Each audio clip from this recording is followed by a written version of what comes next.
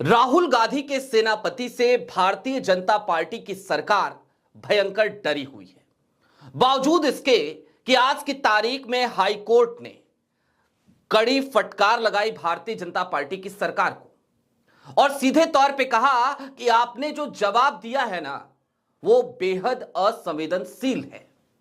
यहां तक कि प्रधानमंत्री नरेंद्र मोदी के पसंदीदा अधिकारी को भी हाई कोर्ट ने तलब कर लिया, कहा आप आइए, आपसे सवाल जवाब करेंगे। उसके बावजूद भारतीय जनता पार्टी की सरकार ने बैरिकेडिंग्स लगाई, वज्र वाहन तैनात किए, आंसू गैस के गोले लेकर पुलिस वालों को खड़ा कर दिया।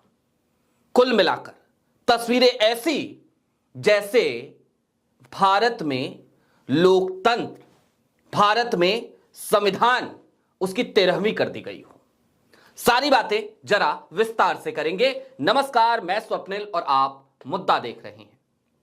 दोस्तों आगे बढ़ें उससे पहले वही छोटी सी अपील। मुद्दा इन दिनों एक गंभीर आर्थिक संकट से जूझ रहा है।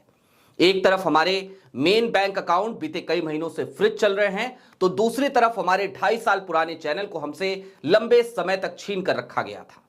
ऐसे में डे टू डे ऑपरेशंस में मुद्दा को काफी मुश्किलों का सामना करना पड़ता है। लिहाजा आपसे गुजारिश है, यदि आप चाहें, यदि आप सक्षम हो, तो मुद्दा की छोटी छोटी मदद जरूर कीजिएगा। इसके लिए आप स्क्रीन पर दिख रहे क्यूआर कोड या फिर के नीचे दिख रहे यूपीआई नंबर का इस्तेमाल कर सकते हैं। अब आगे बढ़ते हैं। सबसे पहले आपकी स्क्रीन पर आपको कुछ तस्वीरें दिखाना चाहता हूं। अपने स्क्रीन पर जो तस्वीर चल रही है, इस तस्वीर को जरा गौर से देखिए। ये भारत की तस्वीर है, नए भारत की तस्वीर। एक ऐसे भारत की तस्वीर जहां पर विपक्ष को पीड़ित परिवारों से मिलने का हक भी नहीं है। और इसीलिए आज पहला सवाल मैं उठाना चाहता हूं, मैं पूछना चाहता हूं, क्या यह तस्वीर इस बात की परिचायक नहीं है कि इस देश में भारतीय जनता पार्टी की सरकार संविधान और लोकतंत्र की 13वीं करने पर आमादा है या फिर 13वीं कर ही चुकी है? क्या हो रहा है यहां पे, यह समझना हो तो आपको सबसे पहले जरा मैं एक खबर दिखाता हूं दैनिक भास्कर की। इस खबर को जरा गौर से देखिए। इंदौर में भागीरथपुरा की घेराबंदी, कांग्रेसियों को रोकने के लिए वज्र वाहन तैनात। और इसके ठीक नीचे क्या लिखा है? मौतों पर हाईकोर्ट बोला, सरकार का जवाब असंवेदनशील, शहर की छवि देश भर में धूमिल हुई। और इसके बाद बारी बारी से कुछ तस्वीरें आपको और दिखा देता हूं, फिर जरा इस पर विस्तार से बात करेंगे कि हाई कोर्ट ने क्या कहा। लेकिन पहले राहुल के सेनापतियों से क्यों डरी हुई है आज भारतीय जनता पार्टी की सरकार, और कैसे हम ये कह रहे हैं, ये तस्वीरें उस बात की गवाही देंगी। आपकी स्क्रीन पर एक एक करके कुछ तस्वीरें। आपकी स्क्रीन पर पहली तस्वीर, उमंग सिंघार नेता प्रतिपक्ष हैं, उनसे बहस कर रही है वहां की पुलिस। नेता विपक्ष हैं, लीडर ऑफ अपोजिशन हैं मध्य प्रदेश के, उनसे बहस कर रही है मोहन यादव की पुलिस। और बहस किस बात पे हो रही है? सिर्फ इस बात पर कि हम आपको पीड़ित परिवारों से मिलने नहीं देंगे, आप मत जाइए, आप मत मिलिए। कैसे मिल सकते हैं आप, ये कह रही है वहां की पुलिस।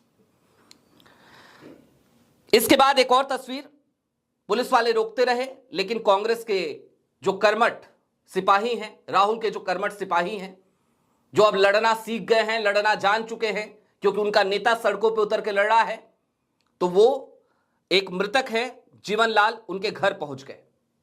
आपके स्क्रीन पर वो तस्वीर भी है।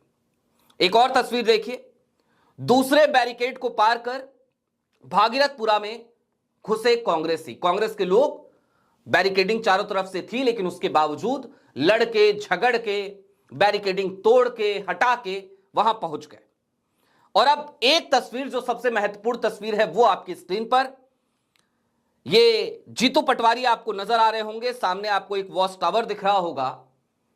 वो तस्वीर हालांकि इसमें नहीं है जिसमें जीतू पटवारी वॉच टावर पे भी खड़े हो गए, इसी वॉच टावर पे, और पटवारी ने कहा पुलिस सब कर लेगी, उन्हें अकल है। ये तमाम तस्वीरें। हाईकोर्ट में क्या हुआ अब जरा वो आपको बता देते हैं। हाईकोर्ट ने जब इस मामले को आज देखा और स्टेटस रिपोर्ट सरकार की देखी, तो हाईकोर्ट के जजों ने अपना माथा पीट लिया। कहा कि आपने जो स्टेटस रिपोर्ट दाखिल किया है ना, यह स्टेटस रिपोर्ट दरअसल माथा पीटने लायक ही है, बेहद असंवेदनशील रिपोर्ट है। और इसके बाद उन्होंने सीधे तौर पर मुख्य सचिव, मध्य प्रदेश शासन के मुख्य सचिव, उनको तलब कर लिया है। अब मध्य प्रदेश के मुख्य सचिव कौन है और मजे की बात, प्रधानमंत्री नरेंद्र मोदी से उनका क्या कनेक्शन है, वो भी आपको इसी वीडियो में मैं बताऊंगा। कैसे पीएमओ से एक कॉल गई थी, कैसे एक ऐसे अधिकारी को एक्सटेंशन वहां मिला जो पीएमओ, यानी कि पीएमओ में जब कार्यरत थे तो प्रधानमंत्री नरेंद्र मोदी के बेहद करीबी माने जाते थे। और यह मोदी जी की पॉलिटिकल स्टाइल है, जहां पे भी वो पर्ची वाले मुख्यमंत्री बनाते हैं ना, वहां पे मुख्य सचिव वो कोशिश करते हैं कि उनकी पसंद वाला जो अधिकारी है वो बना रहे। तो ऐसे ही मुख्य सचिव हैं वहां के, नाम है अनुराग जैन। उनके बारे में भी अभी आपको बताऊंगा, लेकिन उससे पहले एक ट्वीट आपको और दिखाना चाहता हूं। आपकी स्क्रीन पर जीतू पटवारी का एक ट्वीट है, इस ट्वीट को जरा गौर से देखिए। जीतू पटवारी सीधे तौर पर यह लिखते हैं, क्या मध्य प्रदेश में तालिबान का राज आ गया है? मैं और नेता प्रतिपक्ष उमंग सिंघार जी इंदौर में दूषित पानी पीने से पीड़ित परिजनों से मिलकर उनका दुख बांटना चाहते थे, लेकिन उनके घरों के बाहर सैकड़ों पुलिस जवानों की तैनाती और बैरिकेडिंग कर डॉक्टर मोहन यादव ने साफ कर दिया कि उनकी सरकार सच में कितनी डरी हुई है। संविधान के अनुच्छेद 19(1)(d) के तहत भारत के हर नागरिक को पूरे देश में कहीं भी जाने का अधिकार है, लेकिन विपक्ष के नेताओं को पीड़ित परिजनों से मिलने से रोककर मुख्यमंत्री संवैधानिक पद पर बैठकर संविधान का चीरहरण कर रहे हैं। इन्होंने फिर भी सभ्य और संसदीय भाषा का इस्तेमाल किया। मैं तो सीधे तौर पे कहूंगा कि संवैधानिक पद पर बैठकर डॉक्टर मोहन यादव आज की तारीख में संविधान का चीरहरण नहीं कर रहे हैं, वो संविधान और लोकतंत्र की 13वीं कर रहे हैं। और अब जिन मुख्य सचिव को तलब किया है हाईकोर्ट ने, जरा मैं आपको उसकी एक बानगी दिखा देना चाहता हूं। आपकी स्क्रीन पर एक खबर है, आईएएस अफसरों के बॉस अनुराग जैन के लिए सीधे पीएमओ से आया फोन, कुछ घंटों में ही बदल गया एमपी का इतिहास। और किस लिए फोन आया था जानते हैं?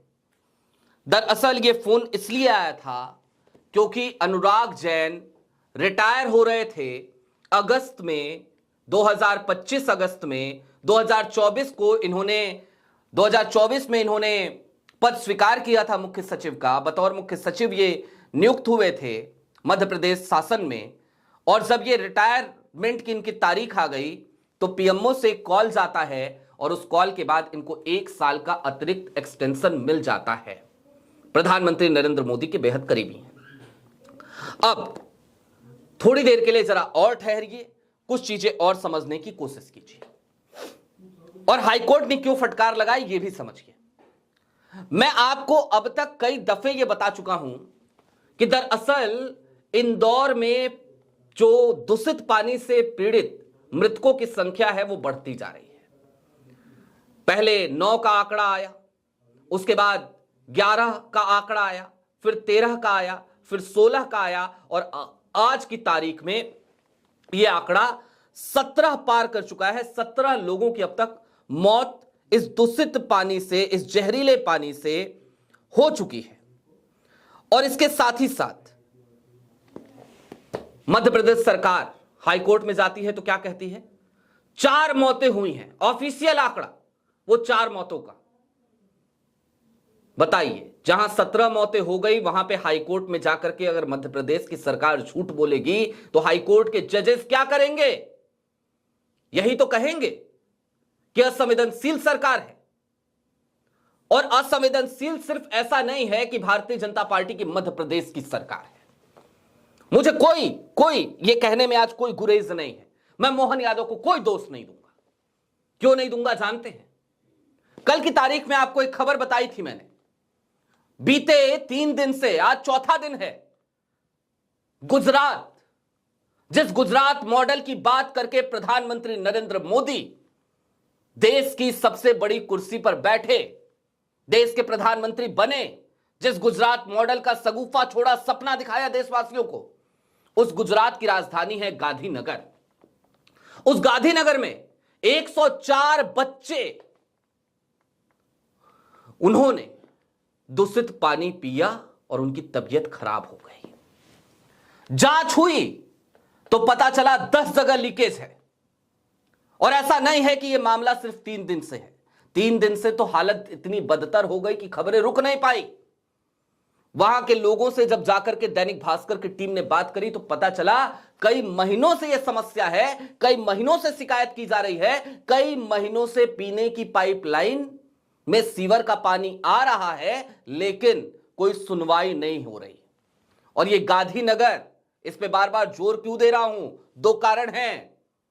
एक तो गुजरात मॉडल वो फेल दिखाई दिया क्योंकि गांधीनगर राजधानी है गुजरात की। दूसरा, जिसके लिए मैं कहता हूं मोहन यादव जी को मैं कोई दोष नहीं दूंगा, बिल्कुल नहीं दूंगा। भारतीय जनता पार्टी के भी नंबर 2 माने जाते हैं, और नंबर 2 माने जाते हैं तो नंबर 1 देश के मौजूदा गृह मंत्री अमित शाह साहब। उनका संसदीय क्षेत्र है गांधीनगर। उनके मतदाताओं के स्वास्थ्य के साथ खिलवाड़ हुआ। 3 दिन से तो खबरें भी छप रही हैं, लेकिन पता है 3 दिन से अमित शाह साहब क्या कर रहे थे? कभी तमिलनाडु, कभी अंडमान निकोबार, चुनाव प्रचार में व्यस्त थे। चुनाव प्रचार में भारतीय जनता पार्टी की कोर ग्रुप के साथ तमिलनाडु में मीटिंग चल रही है, तो कहीं जनसभाओं को संबोधित किया जा रहा है। ये तमाम चीजें चल रही थी। तो जिस सांसद के संसदीय क्षेत्र में यह सब हो रहा हो और वो चुनाव प्रचार में व्यस्त हो और वो एक ट्वीट ना करे, तो फिर मोहन यादव जी से क्यों आप शिकायत करेंगे? मैं तो आज इस देश के लोगों से एक बात कहना चाहता हूं, अगर पीने के पानी में समस्या आए तो भाई खरीद के पानी पियो ना। ये सरकार यही कहने वाली है आपसे, खरीद के पानी पियो, क्या दिक्कत है? और मैं एक निजी उदाहरण देना चाहता हूं उत्तर प्रदेश का। ये पीने के पानी की जो समस्या है ना, ये कितनी बड़ी समस्या है, ये समझाने के लिए निजी उदाहरण देता हूं मैं। ये तकरीबन 2019 की बात है। मैं नोएडा स्थित अपने घर पे था। मेरे पास उत्तर प्रदेश के हाथरस से एक कॉल आती है। दूसरी तरफ से वो व्यक्ति अपना नाम बताता है, कहता है मैं चंद्रपाल बात कर रहा हूं, मैं हाथरस के नगला मया का रहने वाला हूं। मुझे नहीं पता थी वहां की समस्या। मैंने कहा बताइए चंद्रपाल क्या कर सकते हैं। उस समय मैं अपना एक वेंचर चला रहा था, मोजो पत्रकार। चंद्रपाल कहते हैं आपसे मिलना है। चंद्रपाल मेरे घर आते हैं, मैं अपने घर बुलाता हूं, मुलाकातें होती हैं। चंद्रपाल कुछ तस्वीरें दिखाते हैं अपने आंदोलन की, और वो सीधे तौर पर इस बात की मांग कर रहे थे कि या तो हमें पीने का पानी मुहैया करा दो, या फिर कि मुझे इस बात की इजाजत दे दो कि मैं अपने परिवार के साथ अपनी जान दे दूं। तकरीबन हाथरस के 40-45 गांवों में खारे पानी की समस्या थी। नगला मया की बात है ये। हमने उसकी लड़ाई लड़ी, चंद्रपाल ने लड़ी, हमने भी लड़ी। हमने भी जो हमसे बन सकता था हमने सहयोग किया। तमाम अधिकारियों से बात हुई। उस वक्त हमारे वेंचर से जो करेस्पॉन्डेंट थे लखनऊ के, वो लगातार यूपी सेक्रेटरीट में जाते रहे, संवाद करते रहे। नतीजतन कुछ गांवों की समस्या वहां पे हम समाप्त करा सके। और यकीन मानिए वो समस्या पीने के पानी की जब होती है ना, तो वो इतनी छोटी सी समस्या नहीं होती, बहुत बड़ी समस्या होती है। पानी, स्वच्छ पानी, साफ पानी, ये जीवन के अधिकार से जुड़ा हुआ प्रश्न है। और आज की तारीख में मध्य प्रदेश की हाई कोर्ट ने भी इस बात को रेखांकित किया है कि जीवन जीने का अधिकार यदि निहित है तो स्वच्छ और साफ पानी मुहैया कराना सरकार की जिम्मेदारी है। और अगर सरकार की लापरवाही से यह सब कुछ हुआ है तो अब मुख्य सचिव ही आए, वही जवाब दें। लेकिन कहा क्या जा रहा है, कार्रवाई कर दी। किन पे कार्रवाई हुई? अधिकारियों पे। मैं जानना चाहता हूं आज बबलू शर्मा वो भी जिम्मेदार है, वहां के पार्षद वो भी जिम्मेदार हैं, पुष्यमित्र भार्गव वो भी जिम्मेदार हैं, जो मेयर हैं, महापौर हैं, इन पे कार्रवाई क्यों नहीं हो रही? और इन सबसे बड़ा सवाल, व्हाट अबाउट कैलाश विजयवर्गीय? कैलाश विजयवर्गीय, उन्हीं की विधानसभा है, जो मंत्रालय उनके पास है, उसी की जिम्मेदारी है पूरे मध्य प्रदेश में स्वच्छ साफ पानी देना।